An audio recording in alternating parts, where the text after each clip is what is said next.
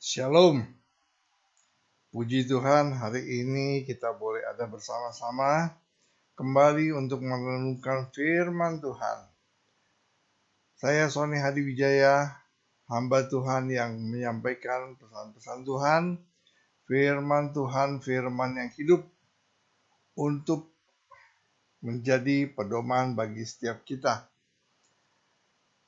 Sebelumnya mari kita satukan hati untuk berdoa. Kembali kami bersyukur, terima kasih ya Tuhan. Terima kasih untuk setiap penyertaan-Mu, pimpinan Roh Kudus dalam hidup kami, berkat-berkat-Mu yang melimpah, berkat damai sejahtera, sukacita, berkat jasmani, berkat rohani semua, Kau limpahkan atas kehidupan kami. Terima kasih Tuhan, terima kasih. Sebentar kami mau mendengarkan firman-Mu, Kau mengurapi hamba-Mu, Engkau mengurapi setiap kami yang mendengar. Sehingga apa yang Kau sampaikan itu ya Tuhan boleh kami memahaminya, boleh kami mengertinya Tuhan. Terima kasih Bapa, di dalam nama Tuhan Yesus. Terpujilah, haleluya, amin. Nah saudara, saya mengajak untuk kita membuka Alkitab di dalam kitab Roma pasal 12 ayat 9 sampai dengan ayat yang ke-21. Saya beri tema renungan kita hari ini tentang jati diri umat Allah. Karena kita seringkali melihat atau bahkan mengalami kehilangan identitas kita sebagai anak-anak Bapa di sorga. Amin. Nah, di sini perikopnya tentang nasihat untuk hidup di dalam kasih. Ayat yang ke-9 saya bacakan. Hendaklah kasih itu jangan pura-pura. Jauhilah yang jahat dan lakukanlah yang baik. Hendaklah kamu saling mengasihi sebagai saudara dan saling mendahului dalam memberi hormat. Janganlah hendaknya kerajinanmu kendor. Biarlah rohmu menyala-nyala dan layanilah Tuhan. Bersukacitalah dalam pengharapan, sabar dalam kesesakan, dan bertekunlah di dalam doa. Bantulah dalam kekurangan orang-orang kudus, dan usahakanlah dirimu untuk selalu memberi tumpangan. Berkatilah siapa yang menganiaya kamu. Berkatilah dan jangan mengutuk.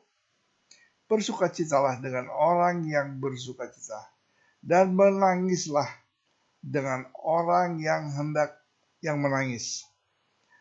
Hendaklah kamu sehati sepikir dalam hidupmu bersama. Janganlah kamu memikirkan perkara-perkara yang tinggi, tetapi arahkanlah dirimu kepada perkara-perkara yang sederhana. Janganlah menganggap dirimu pandai. Janganlah membalas kejahatan dengan kejahatan. Lakukanlah apa yang baik bagi semua orang. Sedapat-dapatnya, kalau hal ini bergantung padamu, hiduplah dalam perdamaian dengan semua orang.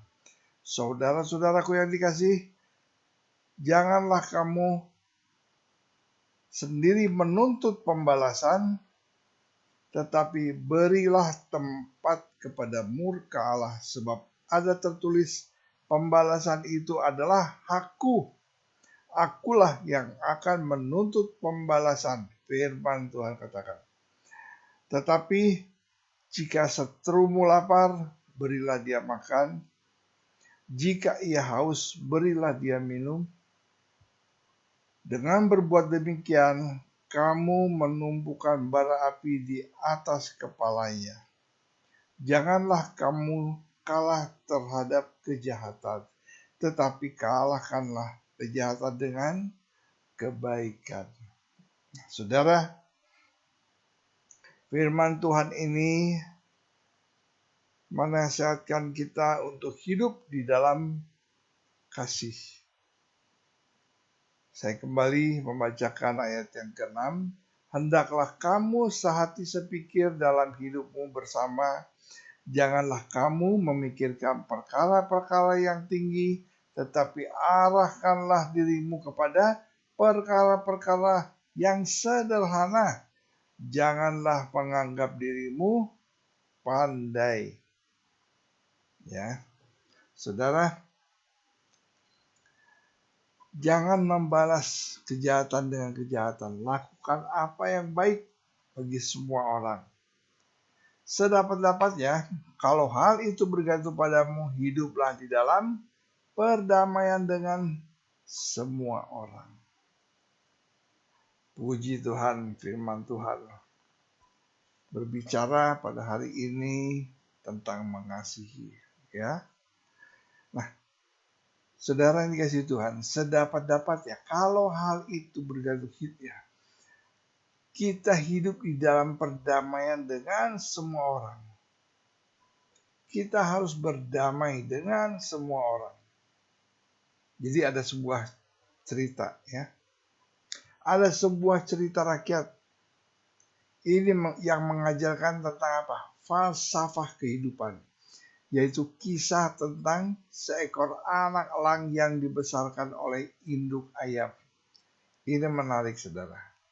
Di dalam cerita ini diceritakan ketika seekor induk ayam akan mengeramkan telurnya, petani pemilik ayam tersebut menyelipkan satu buah telur elang. Satu buah telur elang diselipkan. Jadi singkat cerita, telur yang dieramkan oleh induk ayam itu menetas, semuanya termasuk telur elang yang diselipkan petani tadi. Nah, anak elang itu hidup bersama dengan ayam, makan makanan ayam, bermain bersama dengan anak ayam yang lain, mengais tanah dan lain sebagainya. Sampai pada suatu ketika anak elang itu sudah mulai besar, dia melihat ada burung yang terbang di atas langit. Si elang bertanya dalam hatinya, dia berkata, alangkah hebatnya binatang itu dapat terbang di atas langit. Seandainya aku bisa terbang seperti begitu. Nah, si elang ini bertanya kepada induknya. Dia bertanya, binatang apakah itu yang terbang di langit? Dan si induk ayam ini menjawabnya, itu adalah burung yang menguasai langit. Mereka ditakdirkan untuk terbang di atas langit, sementara kita ditakdirkan untuk hidup di bawah langit, mengais tanah. Lalu si elang pun menerima kenyataan hidupnya sebagai seekor ayam yang kecil. Sedari kecil telah hidup bersama, berperilaku dan kebiasaan sebagai ayam. Bahkan si elang sampai mati tetaplah menjadi seekor ayam.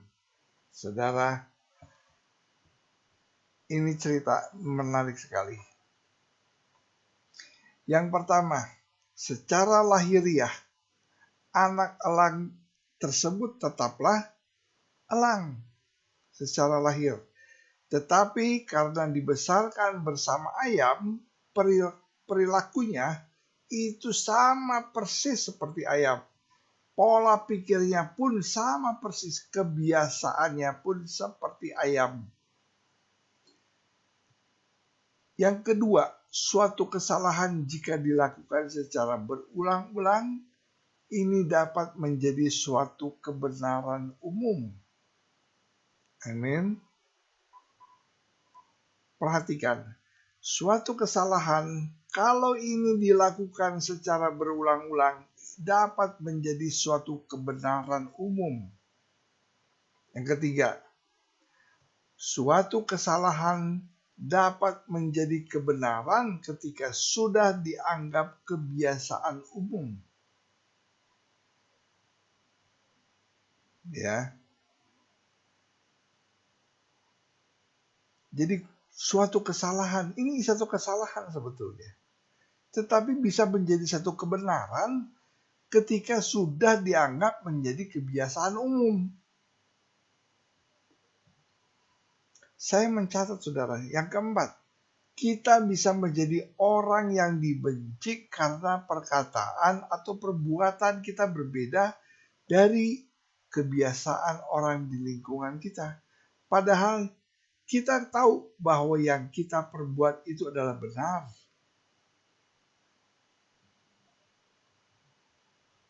Saudara, saya mengajak kita merenungkan hal ini.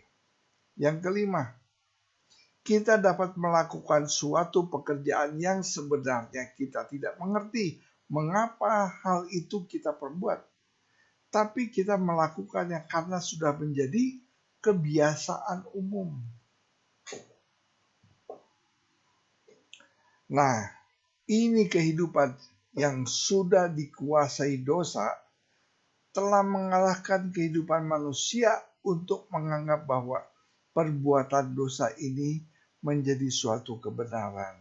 Sudah menjadi hal yang biasa. Sudah menjadi hal yang umum. Kebiasaannya umum. Malah sebaliknya, kebenaran itu menjadi sesuatu hal yang aneh, yang tidak umum lagi. Sesuatu hal yang tidak biasanya.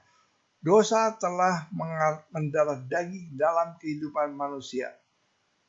Itu sudah mendarah daging. Dosa sudah berakar begitu kuat di dalam kehidupan manusia. Itulah sebabnya Tuhan Yesus ditolak ketika menyatakan kebenaran yang datang dari sorga. Ketika Yesus memperlihatkan dan mengajarkan kasih, maka dunia menganggap itu adalah suatu kebodohan. Ketika Tuhan Yesus menubuatkan tentang penderitaan, ya kan? Tuhan Yesus menubuatkan tentang penderitaannya. Petrus menegur Yesus apa? Dan mengatakan, sekali-kali itu tidak akan menimpa engkau. Petrus bicara begitu, tapi Yesus balik menegurnya dengan keras. Apa yang dikatakan Yesus? Enyahlah iblis. Engkau bukan memikirkan apa yang dipikirkan Allah, melainkan apa yang dipikirkan manusia. Dalam kehidupan manusia berdosa, menerima hormat, meninggikan diri, permusuhan, membenci musuh, pembalasan, mementingkan diri sendiri, itu sudah menjadi satu kebiasaan. Dan kebiasaan itu sudah dianggap menjadi suatu kebenaran, saudara. Pembalasan, membenci musuh telah menjadi sesuatu yang wajar untuk dilakukan. Itulah yang terjadi ya Tuhan. Itulah yang terjadi pada setiap kehidupan manusia. Jati dirinya sudah hilang. Jati diri yang seharusnya dimiliki oleh anak-anak Tuhan. Itu sudah hilang, saudara. Kita bisa lihat satu contoh yang menarik dari kehidupan seorang anak elang yang dibesarkan oleh induk ayam. Yang berakibat apa? Akibat cara bertindak, pola pikir, dan lain sebagainya. Itu sama sampai dia mati. Sama seperti ayam. Padahal sesungguhnya dia adalah burung elang. Hal inilah yang mau Tuhan ubah. Supaya kita bertobat dari kehidupan kita yang lama. Membawa kita sebenarnya adalah anak-anak Allah, bukan anak-anak iblis. Sehingga patutlah kita renungkan, saudara. Ini harus kita renungkan baik-baik. Sudah berapa lama kita hidup bersama dengan iblis. Makan, minum bersamanya, meniru perilakunya, sampai dengan menerima pengajaran yang sesat. Sampai kita lupa siapa diri kita yang sebenarnya. Apakah kita akan mati sampai Apakah kita akan sampai mati akan begitu menjadi anak-anak iblis? Seperti cerita tadi yang sudah kita dengar, ya kan? Tentang anak elang. Sampai akhir hidupnya tetap menjadi seekor anak ayam. Jadi apa yang dituliskan oleh Rasul Paulus sebenarnya bukan lagi untuk diterangkan dengan detail, saudara. Ini hanya perlu untuk kita lakukan dan praktekkan. Sangat gamblang, sangat jelas. Tapi hal yang utama yang hendak saya sampaikan di sini adalah itulah perilaku jati diri dan pola hidup manusia yang sebenarnya. Seperti itulah manusia dibentuk dan dijadikan oleh Allah dari mulanya ketika kita mau menghidupi cara hidup dan jati diri kita yang sebenarnya sebagai manusia, maka disitulah kita juga akan menemukan dan menikmati hidup kita yang sebenarnya sebagai manusia. Tuhan Yesus telah mengajarkan dan memperlihatkan kepada kita bagaimana manusia dengan cara hidup dan pola pikir yang benar. Hanya dengan cara itulah kita bisa berbahagia di dalam kehidupan kita. Tuhan Yesus sudah mengajarkan bagaimana hidup kita, bagaimana cara kita hidup supaya kita bisa hidup berbahagia dan jati diri kita tidak kehilangan. Kita tidak kehilangan jati diri kita sebagai anak-anak Allah, anak-anak Bapa, anak-anak Tuhan Yesus. Pada saat kita ingin menerima pembaharuan hidup, memang bukan hal yang mudah, saudara. Ketika kita sulit untuk mengasihi musuh, disitulah seharusnya kita sudah mulai sadar bahwa kuasa iblis itu sudah mendarah daging dalam hidup kita. Pada waktu kita ingin mencari nama, kita ingin mencari hormat, kita berbuat sesuatu supaya dilihat orang lain, dipuji, disanjung. Disitulah kita harus sadar bahwa kita sudah jauh diseret-seret oleh iblis. Pada saat kita putus asa, pada saat kita hilang harapan dalam menghadapi pergumulan hidup kita ini, kita harus sadar bahwa iblis sudah hendak memusnahkan kita seperti berada di tepi jurang kematian, saudara. Jadi firman Tuhan yang dituliskan oleh Rasul Paulus ini kita diajak untuk mau diajar, untuk dibimbing oleh Tuhan, untuk menjadi jati diri kita yang sebenarnya, yaitu manusia yang diciptakan menurut rupa dan gambar Allah yang sebenarnya, saudara.